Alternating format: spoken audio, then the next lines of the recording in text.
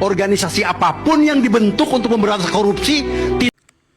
Ya, itulah pentingnya menjadi KPK ini harus ada pondasi keimanan.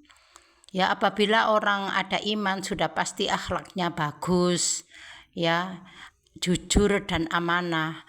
Kalau Bapak seperti ini berarti sudah berpengalaman bahwa di lingkup KPK memang banyak orang yang tidak jujur dan amanah. Ya, doyan menerima uang sogokan untuk menafkahi keluarganya, untuk kemewahan keluarganya. Berarti itulah pentingnya iman itu. Iman di dada itu penting. Ya, kunci utama adalah kejujuran dan keimanan. Apabila berpegang pada keimanan sudah pasti tidak mau disokok-sokok, walaupun ancaman dibunuh sekalipun harus ditolak untuk menegakkan keadilan.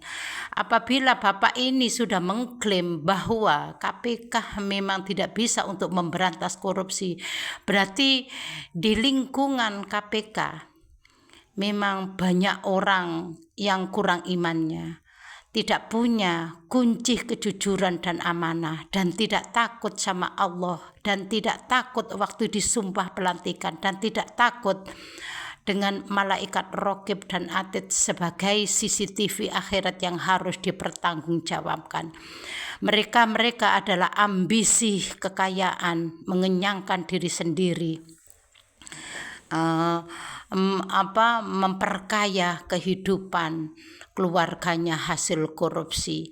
Ya, tidak takut. Ya, pentingnya sebagai manusia lebih-lebih beragama Islam ini, ya, pentingnya adalah ada pondasi keimanan, ada kunci kejujuran dan amanah. Apabila ada kejujuran dan amanah sudah pasti tidak mau untuk menerima uang sogokan, walaupun sogokan itu triliunan, ya, walaupun diancam dibunuh, dimati, itu loh termasuk fisabilillah, termasuk pendekar untuk membela kebenaran. Tidak akan takut kematian, oleh karena ada yang dalil yang mengatakan kullu nafsin dha'iqatul maut, setiap yang bernyawa akan mati. Tapi kita bukan berarti mati itu mati bunuh diri. Apabila memang ancaman seperti itu, biasanya para penguasa yang rakus serakah, yang banyak korupsi, itu memang biasanya mengancam untuk dibunuh, ya. Kalau tidak diancam dibunuh, ya itu diancam dipecat. Ya, itulah pentingnya pondasi keimanan. Oleh karena sekarang yang terjerat itu seperti Jokowi ini semua terjerat korupsi. Ya, seperti dana haji, pengadaan laptop, Nadine Makarim, semua terjerat Jokowi. Ya, ini termasuk Jokowi ini yang rakus kuasa, serakah kuasa kelihatan. Sudah pasti ini banyak mengancam. Semua anaknya terjerat korupsi. Seperti Nikel, ya, dikorupsi Bobi, Kahiyang, Gibran, Kaisang. Inilah otaknya para rakus serakah. Harta kekayaan negara dikorek habis dengan keluarganya Jokowi dikorupsi. Ambisi kekuasaan, ambisi dengan jabatan, seolah-olah Indonesia mau dimiliki Jokowi dan Gibran. Jadi apabila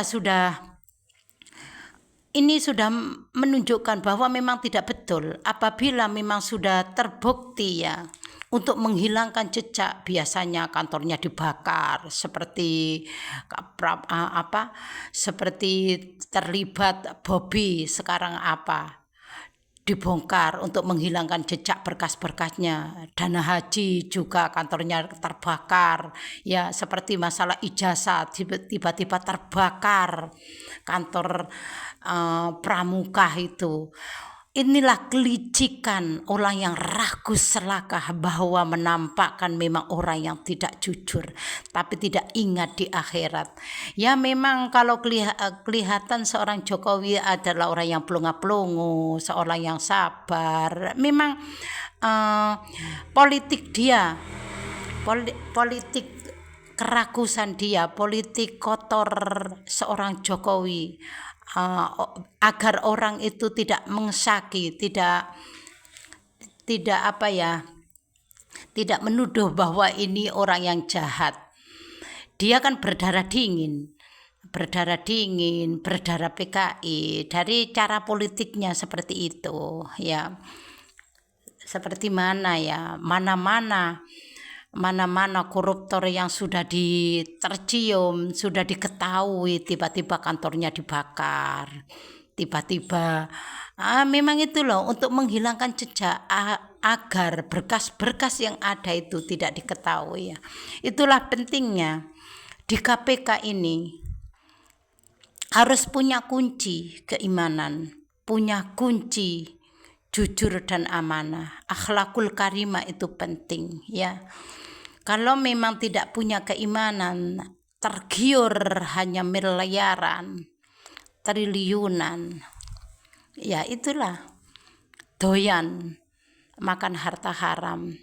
Tidak ingat bahwa pasti Allah akan menurunkan azab yang besar, bencana yang besar keluarga mereka masing-masing. Biasanya itu 2 kali ganda, 2 kali lipat. Kalau Allah sudah menurunkan azab bencana yang besar, musibah yang besar, dengan cara Allah seperti apa, diputar belitkan seperti apa, sepandai-pandainya berpolitik. Kalau Allah sudah menurunkan azab, sudah murka, bukan siapa-siapa lagi Jokowi ya. Sudah tidak ada punya kekebalan hukum lagi. Kalau sudah menurunkan azab yang besar, ya mau apa? Ya begitu juga KPK. Bagi saya memang tergantung pada KPK-nya sendiri. Apabila memang punya iman yang tebal, punya akhlakul karimah yang bagus, punya pondasi kejujuran, sudah pasti amanah, tidak mau untuk menerima sogok-sogokan, walaupun ancaman itu adalah dibunuh ya. Itu termasuk fisabilillah, oleh karena membela kebenaran. Inilah Indonesia ini hampir 90% takut ancaman bunuh dengan penguasa-penguasa yang zalim, yang rakus serakah kuasa. Itulah cara politik kotor para penguasa yang kotor, yaitu bila sudah dihendus, sudah tercium, akan dibuakar semua kantornya, ininya, itunya, agar tidak diketahui berkas-berkas yang ada sebagai saksi. Ya mudah-mudahan saja orang yang zalim seperti ini, yang serakah, jangan sampai anak turunnya sampai 7 turunan, jangan sampai menjadi penguasa di sini. Tetap bapaknya zalim, pasti anak turunnya zalim. Bapaknya pengkhianat, bapaknya kacang lupa kulit, sudah pasti anak turunnya begitu. Soalnya semua satu keluarga sama istrinya juga penzalim. Beda kalau di antara salah satu ataupun istrinya yang baik, sudah pasti ambil peran untuk menasehati yang baik. Ini kalau saya lihat ya, keluarga Jokowi semua satu keluarga itu penzalim, pengkhianat, rakus serakah, semua korupsi, ponakannya korupsi, mantunya korupsi, anak-anaknya korupsi, bahkan Jokowi sendiri banyak korupsi. Oleh karena itu 10 tahun jadi presiden tidak mau berantas korupsi, apalagi mengeluarkan RUU perampasan aset. Naudzubillah min dzalik. Jauhkan, semoga ya Allah berikanlah azabnya sebesar-besarnya, berganda keluarga mereka, orang yang zalim serakah, yang membunuh misteri itu. Ya itu saja yang saya sampaikan.